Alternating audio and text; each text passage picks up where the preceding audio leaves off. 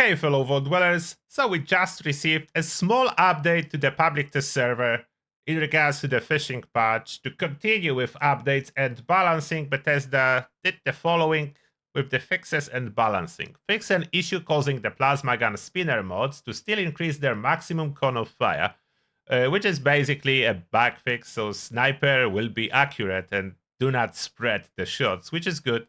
Remove the cone of fire increase on plasma gun sniper mods.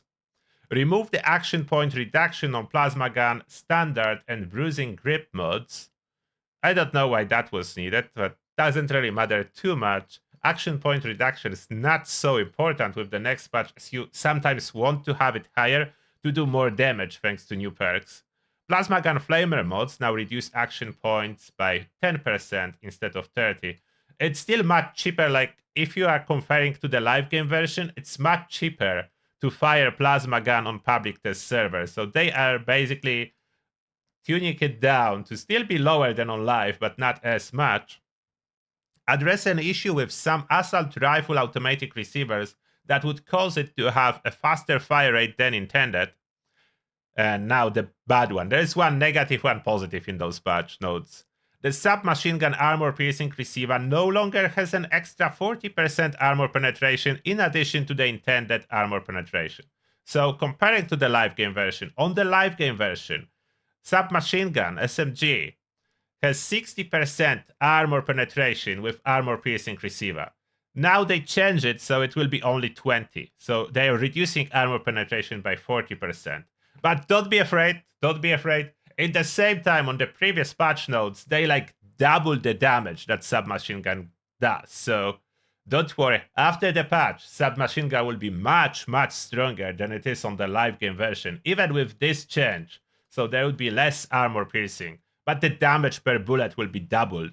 So that's really worth the trade-off. And will most likely just switch to prime receivers in that case scenario.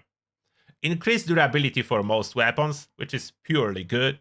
Legendary mod Conductor, so that was hit with a hefty nerf a week ago for the public test server. We're still talking about test server.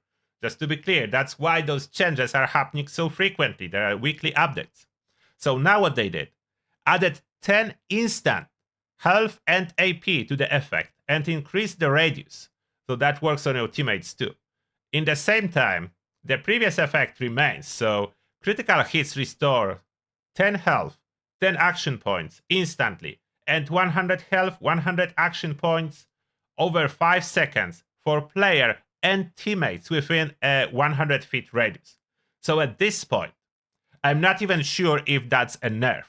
For someone who's running around with 1200 action points or less, that's a clear buff, as you need 1200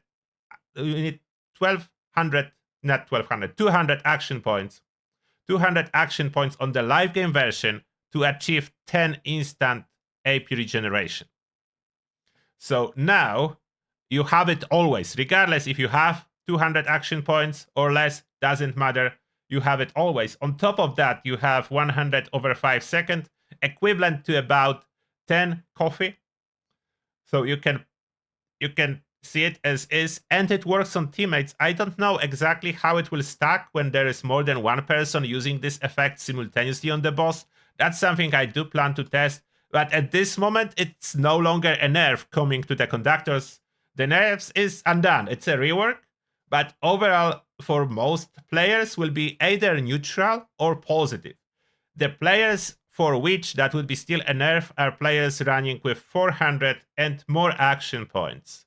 That will be a slight nerf for them. Not a big one. I don't know how the fact that teammates will benefit from that will compensate for it. And if it will stack, that's a different question.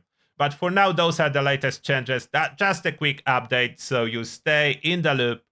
And for now, thank you a lot for watching, and see you all in the next one.